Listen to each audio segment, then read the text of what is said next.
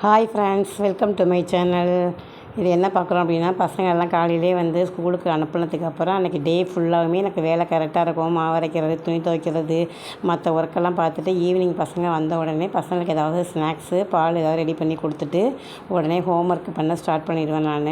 அப்போ தான் வந்து பசங்க கொஞ்சம் டயர்டு இல்லாமல் இருப்பாங்க. நைட்டு கொஞ்சம் ஈஸியாக தூங்க வைக்கலாம் அப்படிங்கிறதுக்காக நான் என்ன செய்கிறது, வந்தோடனே ஹோம் ஒர்க் பண்ணுறது. அதுக்கப்புறம் பார்த்திங்கன்னா ஹோம் ஒர்க்லாம் பண்ணி முடிச்சுட்டு நைட்டு டின்னர் செய்ய ஆரம்பித்தாச்சு. டின்னருக்கு வந்து மீன் குழம்பு தான். இந்த மீன் குழம்பு வந்து நான் எப்போதும் வைக்கிற மாதிரி வைக்கல. மீன் குழம்புக்கு இது நான் வந்து யூடியூப்பில் தான் பார்த்தேன்.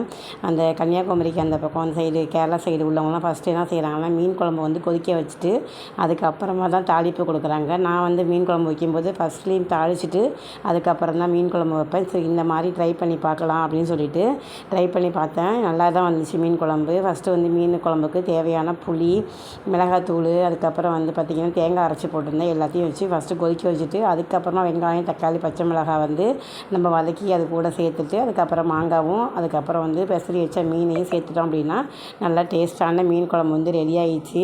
இதான் நான் ஃபஸ்ட்டு வாட்டி செஞ்சு பார்த்தேன். பசங்க நல்லாயிருக்கு அப்படின்னு சொன்னாங்க. சைட்லேயே அப்படியே மீனுமே ஃப்ரை பண்ண ஆரம்பித்தாச்சு.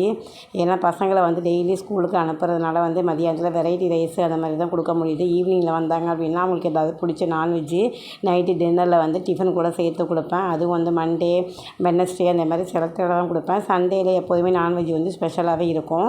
எப்போதுமே மோஸ்ட்லி வந்து நைட்டில் இட்லி தான் கொடுப்பேன். இன்றைக்கி பசங்க மீன் குழம்புக்காக தோசை கேட்டாங்க. அதனால் தோசையே சைடில் வந்து ஊற்ற ஆரம்பிச்சிட்டேன்.